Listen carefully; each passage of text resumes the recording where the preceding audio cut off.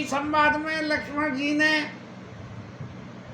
जब परशुराम जी महाराज को कुछ जरूरत से ज़्यादा ही चैलेंज कर दिया, क्योंकि जब कोई ज़रूरत से ज़्यादा व्यक्ति मर्यादा को लांघे तो उसकी लांघी हुई मर्यादा को पार करने के लिए सामने वाले को भी कुछ इंतजाम ऐसा करना पड़ता है। लेकिन इसका अर्थ ये नहीं है कि किसी की हम जो है भज्जी करें। लेकिन लक्ष्मण जी महाराज सब कुछ सह सकते हैं, लेकिन अपने प्रभु के ऊपर आने वाली किसी भी ऐसी आपदा को कि जहाँ सामने वाला सिर पे ही चढ़ के बैठ जाए अपने किसी दोष की वजह से, बर्दाश्त नहीं कर सकते हैं। तो लक्ष्मण जी महाराज ने सीधी सीधी बात में परशुराम जी को चैलेंज कर दीजिए, दुज देवता घरों के बाड़े, अरे आप तो अपने घर के बड़े हो और मिले ना कबो सोट रन गाड़े, अरे आपको कोई आपसे सवा शेर कोई मिला ही नहीं है, इसलिए अपने आप को सवा शेर समझ रहे हो। जिस दिन सवा शेर मिलेगा उस दिन पता लगेगा। बात बिल्कुल साइलेंट थी, लेकिन ये जीवन की हकीकत सत्य है कि हम अपने अभिमान के वशीभूत होकर अपने आप को सवा शेर समझने लगते हैं, लेकिन जब सवा शेर मिलता है तब पता लगता है कि शेर क्या होता है और सवा शेर क्या होता है। लेकिन जनकपुर वासियों ने या जो लोग वहाँ उपस्थित थे सब ने अनुचित कई सब लोग निवारे। सब लोगों ने कहा कि नहीं राजन, ये बहुत गलत बात है, इनको ऐसे नहीं बोलना चाहिए। जब ये बातें कही तब हमारे राम जी महाराज ने सेनानी रघुपति लखन निवारे। राम जी महाराज ने बोला नहीं, लेकिन आंखों से इशारा करके कि आप इधर आ जाइए। अब गोस्वामी जी कहने लगे कि लक्ष्मण जी जो भी बातें कह रहे हैं वो जैसे धनुष का नाम धनुष यज्ञ है, तो यज्ञ में जो है अग्नि प्रज्वलित होती है। और परशुराम जी महाराज आए, इतना बढ़िया प्रोग्राम चल रहा था वहाँ। परशुराम जी महाराज आए और उन्होंने जो है बिना मंथन करे ही अग्नि प्रज्वलित कर दी। मंथन काष्ठ से अग्नि प्रज्वलित होती है कि लकड़ियों के बीच में लकड़ी रगड़ के या दिया सलाई लगा के, उस टाइम तो मंथन काष्ठ से ही होती होगी। तो लेकिन उन्होंने आते ही बिल्कुल जैसे जलती हुई कोई मशाल लेके आवे, बोले तुम्हारे मुंह में घुसाऊं।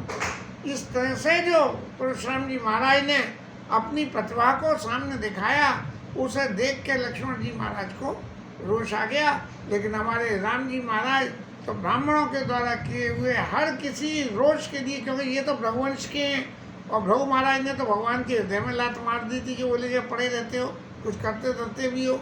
तो इस तरह से भगवान ने ये कहा कि हे भृगु जी महाराज, आपके चरण तो बड़े कोमल है, मेरी छाती तो बहुत कठोर है, कहीं आपके चरणों में चोट तो न लग गई। ऐसी सुन के भृगु जी महाराज भगवान के चरणों में गिरे हैं, ऐसी कथा मैंने सुनी है।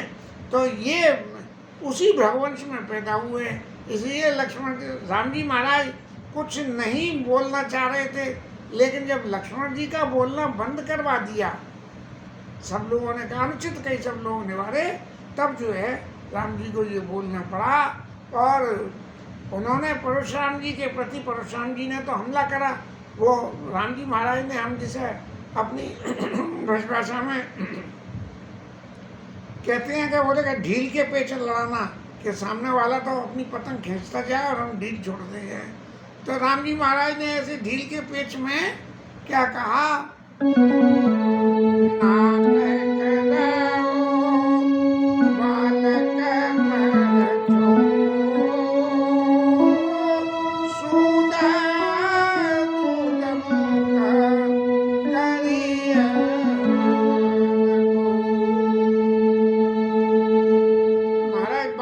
कृपा करो। अब जिस आदमी को बालक के दोष से गुस्सा नहीं है उससे कह दो कृपा करो, तो वो क्या कृपा करेगा, उसका तो रोष और बढ़ जाएगा कि ले अभी तक तो एक ही हमारे ऊपर लांछन लगा दिया था, अब ये दूसरे महाराज और पैदा हो गए। तो क्यों कि सूद सीधा है और दूध पीता हुआ बच्चा जैसा है। क्यों कि दूध पीते हुए बच्चे को क्या है, बच्चे की ममता सारी अपने दूध पीने की बोतल में या माँ के संग में पी रहा हो तो माँ के शरीर के साथ में जुड़ जाती है। तो ये तो राम लक्ष्मण जी महाराज तो सीधे हैं, बिल्कुल मेरे संग जुड़े हुए हैं। अगर ये कोई दोष भी करते हैं तो मेरा दोष है। तो सूद दूध मुख करिया को, महाराज इनके ऊपर आप क्रोध मत करो। और उसका कारण क्या है क्रोध न करने का? क्रोध न करने का सबसे बड़ा कारण ये है कि महाराज ये छोटा है अभी, और इसको आपका प्रभाव मालूम नहीं है। मुझे तो मालूम है कि आपके पूर्वज ने मेरी छाती पे ही लात मार दी थी। इसलिए जो पे प्रभु प्रभाव कछु जाना, आपका प्रभाव जाना होता। आपका प्रभाव क्या है आपने बता तो सब दिया ही है। तो की बराबर करती अयाना, तो ये क्या आपकी बराबरी करता यदि आपका प्रभाव पता होता? क्योंकि जब हमें किसी चीज़ का प्रभाव, अरे आग का प्रभाव नहीं पता कि छूने से जल जाते हैं तो हम छू ही लेते हैं। गर्म भगोनी को आग पर रखी हुई को जरा सा ध्यान न दे कि जी गर्म हो गई होगी तो हाथ से हाल पकड़ लेते हैं और हाथ जल जाता है। इसलिए अब प्रभु एक बात आप और थोड़ी सी जरा ध्यान दें कि जो लड़का कछु अचगर करई, अरे बालक कुछ उदम कर दें तो गुरु पितु मातु मोद मन भरई, उस बालक की चतुराई देख के बड़ा अच्छा लगता है कि बड़ा चतुर बालक है। लेकिन करिय कृपा सेवक जानी, तुम समधीरा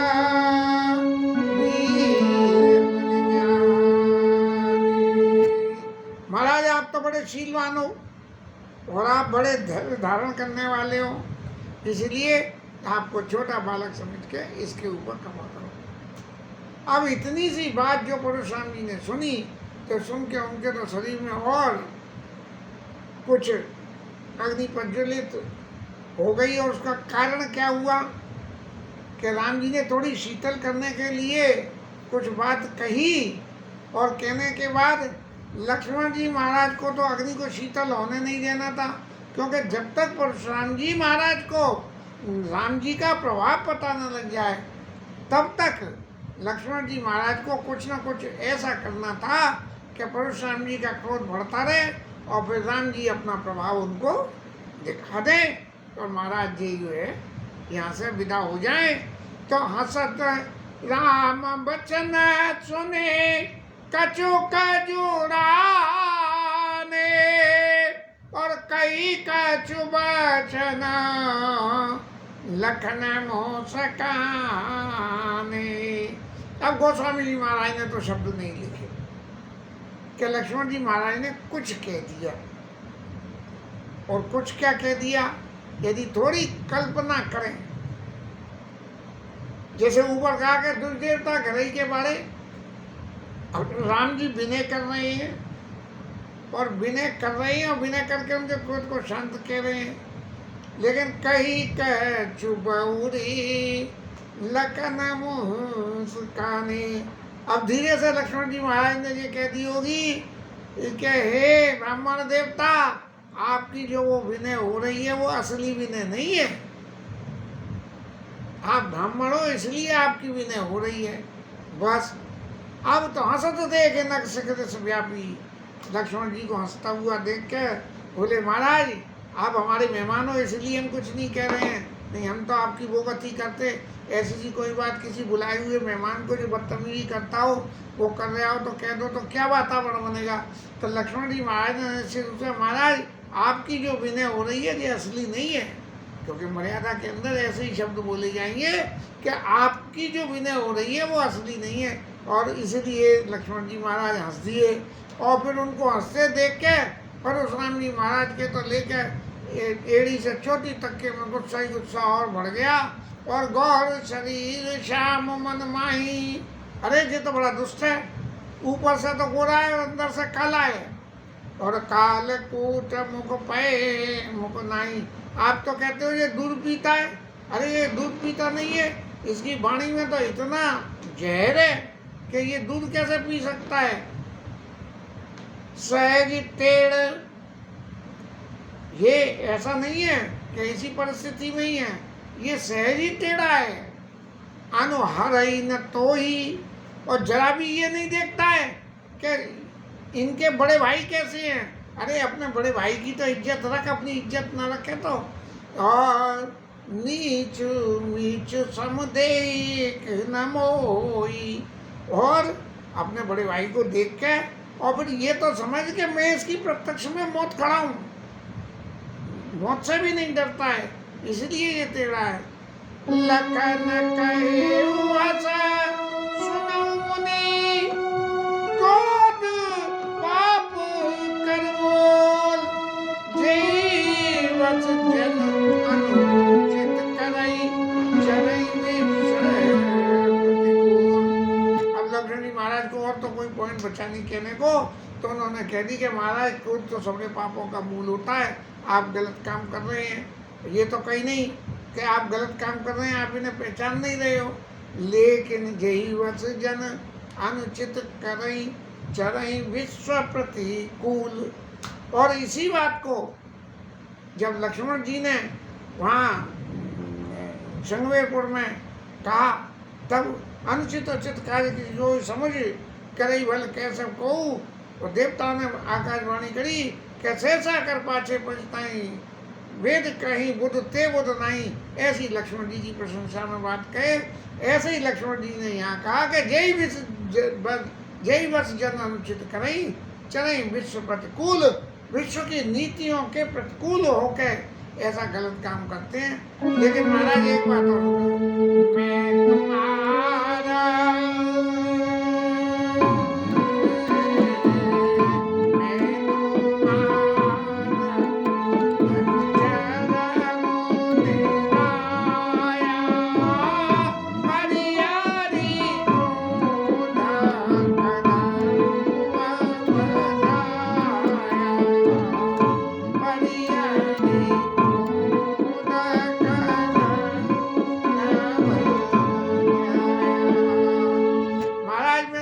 दास हूँ। अरे भैया तुम कैसे दास हो, ना? इसलिए मेरे ऊपर दया करो। अब जिस आदमी को तुम्हारे ऊपर गुस्सा आ रही है तुम उससे कहो कि मैं तुम्हारा दास हूँ। बोले दास है कि मेरे आस पास है, ऐसी ऐसी बातें बोल रहे हो तुम, इसलिए। लेकिन लक्ष्मण जी ने फिर एक बात बड़ी नीति सम्मत कही, जो मान का मान और अपमान का भी अपमान। क्या कि टूट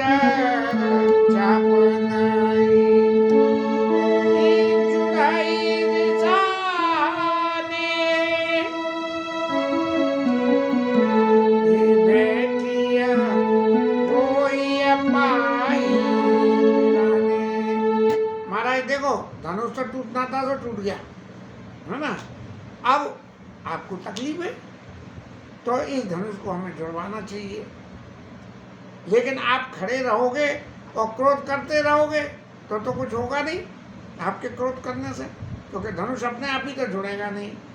धनुष जोड़ने के लिए बुलाना पड़ेगा। तो आप महाराज शांति से बैठो, विराजो, और कोई जो अति प्रिय तो करिया उपाय करा जाए, आपको अत्यंत प्रिय है तो। और जोड़िए को बड़ गुनी बुलाई, कोई बढ़िया मिस्त्री को बुला के ऐसे जुड़वा देते।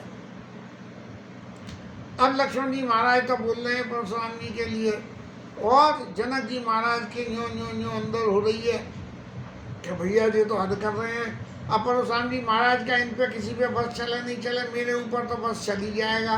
तो थर थर कांपई पुर नर नारी, और विधि अब सबरी बा छोट कुमार, खोट बड़े भारी। और सब कहने लगे कि छोटा बड़ा खोटा है। और भगुपति सुनी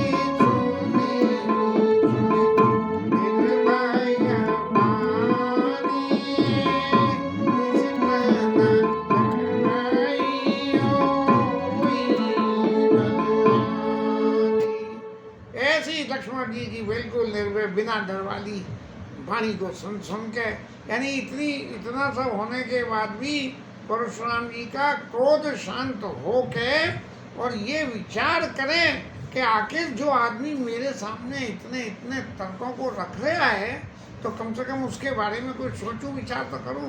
लेकिन भगवती सुन निर्भय वाणी, ऐसी वाणी को सुन के और ऋष तन झरई, शरीर में जो है क्रोध की आग भड़क रही है, हो ही बल हानि, और उनका जो बल था वो जो है वो टूटने लगा। और फिर राम जी को आप बल जब टूटने लगे, वो आदमी हार जाता है ना, हारने लगता है, तब अपने गुणों की चर्चा करता है। तो क्या कहे, बोले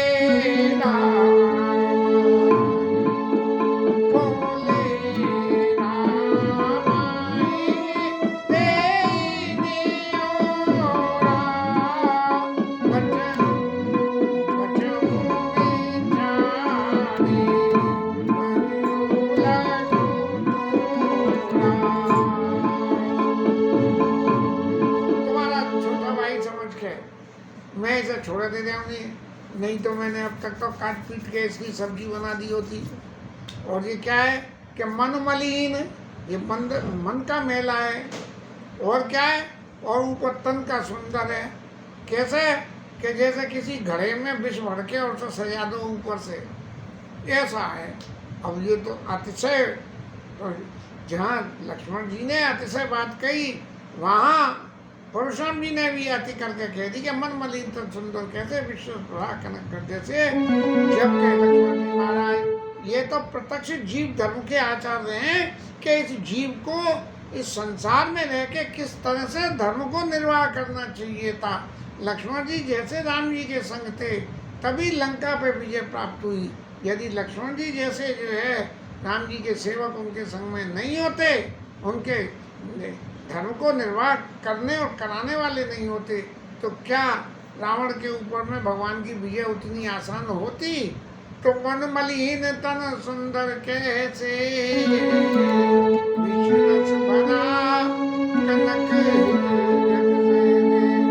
अब लक्ष्मण जी महाराज ने कही कि जब मुझे विष का घड़ा कहिए तो जवाब पे तो आदमी फिर जवाब देगा, इसीलिए लक्ष्मण सुने लक्ष्मण भी हंसे बहुरी, फिर वो मन में हंस दिए बस। और नयन तरे रे राम, राम जी ने कही अब मत करना भाई ऐसा, बहुत कर लिया।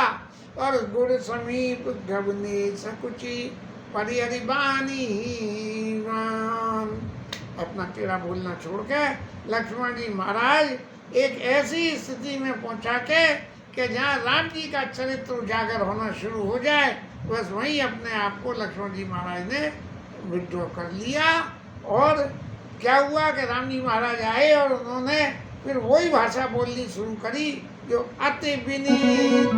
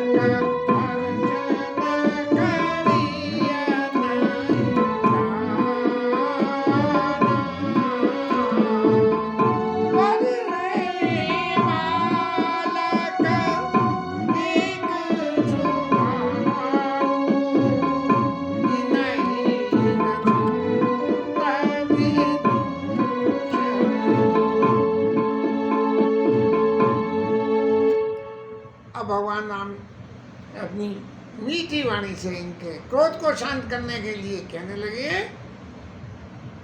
और कह रहे हैं कि महाराज बालक और बर्रों का तो एक सा स्वभाव होता है, बर्रों को छेड़ो उतनी ज़्यादा हमला करती है, और इसीलिए अब कटाक्ष में हो गई कि इन्हीं ने संत विदूषी का ही, संत लोग बर्रों को छेड़ते नहीं है, रास्ता बचा के निकल जाते हैं, और इनका एक ही स्वभाव होता है, इन्हीं ने संत विदूषण खाऊ और तेई ना ही कछु कार्य बिगाड़ा। महाराज काज तो उसने कुछ नहीं बिगाड़ा है, आपका काम तो मैंने बिगाड़ा है, क्योंकि मैंने छुआ और छूट के वो टूट गया। अपराधी नाथ तो महाराज आप कृपा करें या क्रोध करें या वध करें तो मेरे ऊपर करें, मुँह पर करिए दास की नहीं, मुझे ये समझ के कि मैं आपका दास हूँ, आप जो भी कोई दंड देना चाहें और वो करें। और महाराज एक काम और करें कि इस काम को जल्दी करें। जय विधि कही अब बेग जय विधि जाई और मुनि नायक सोई करो पाई। महाराज आपका क्रोध शांत होना बहुत जरूरी है, इसलिए आप क्रोध शांत होने के लिए जो कोई भी रास्ता बताओ तो वो जो है मुझे उसको स्वीकार करने में कोई संकोच नहीं होगा। अब परशुराम जी महाराज का तो ये इतनी शीतल वाणी सुन के क्रोध घटने की बजाय और बढ़ गया और कहने लगे कि ये क्रोध जाए तो जाए कैसे भाई, तेरा छोटा भाई तो अभी भी टेढ़ी आंखों से मुझे देख रहा है, मेरी तरफ सीधी नहीं देख रहा।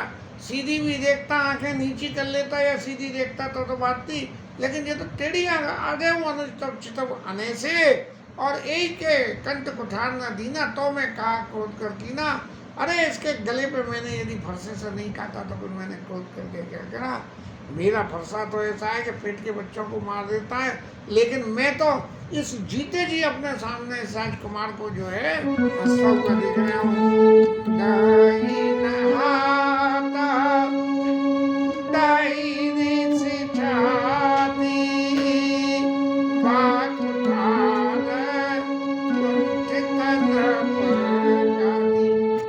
राजाओं को मारने वाला मेरा कुठार, मेरा फरसा ये कुंठित हो गया, इसमें भी नहीं ये हो रहा कि मेरा हाथ नहीं चल रहा है तो तू खुद ही जाके काट लिया।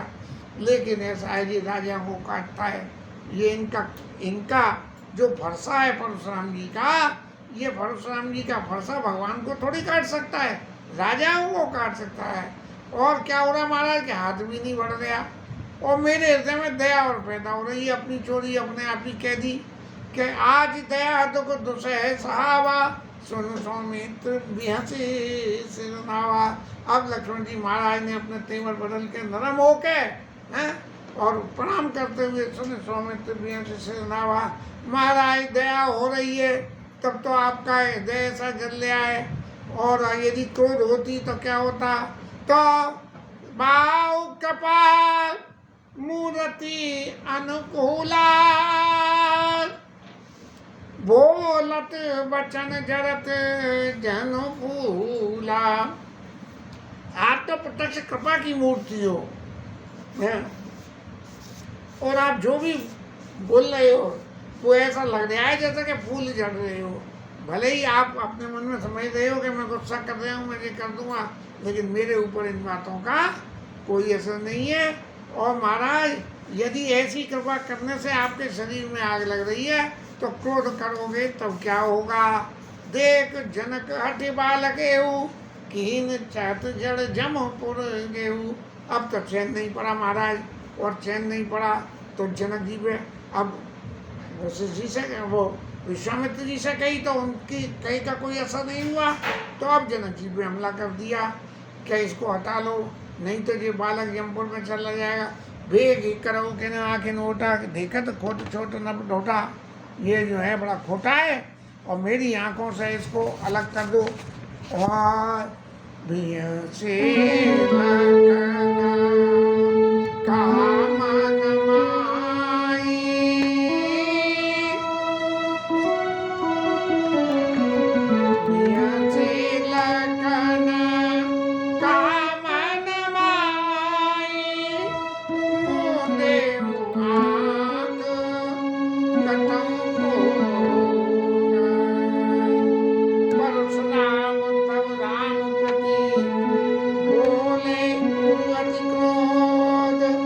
शंभुसरासन तोड़ सके करसिया मान लो।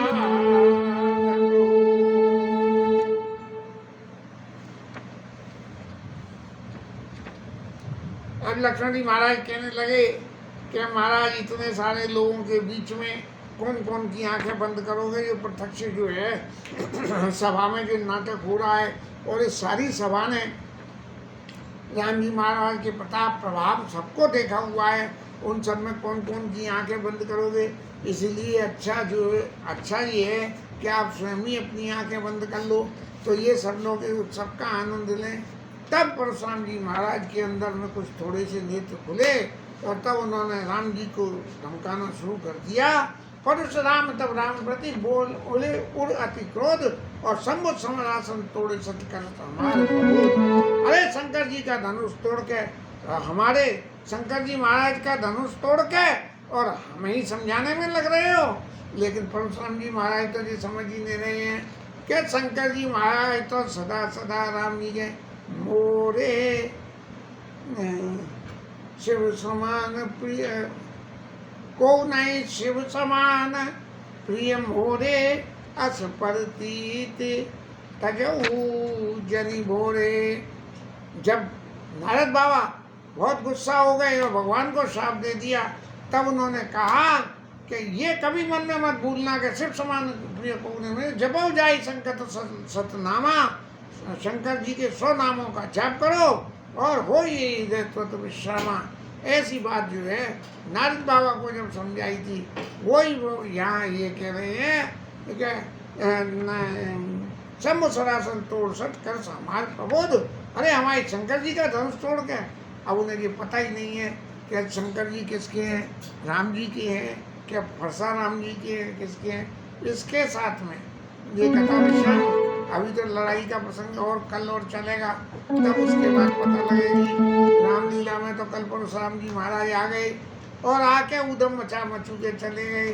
अब तो बारात निकलना बाकी है, बारात की तैयारियां माँ हो रही हैं, और हमारे यहाँ भी कल छोड़ परसों बारात की तैयारी हो जाएगी, और कल छोड़ परसों के दिन फिर बारात यहाँ भी बारात निकलेगी।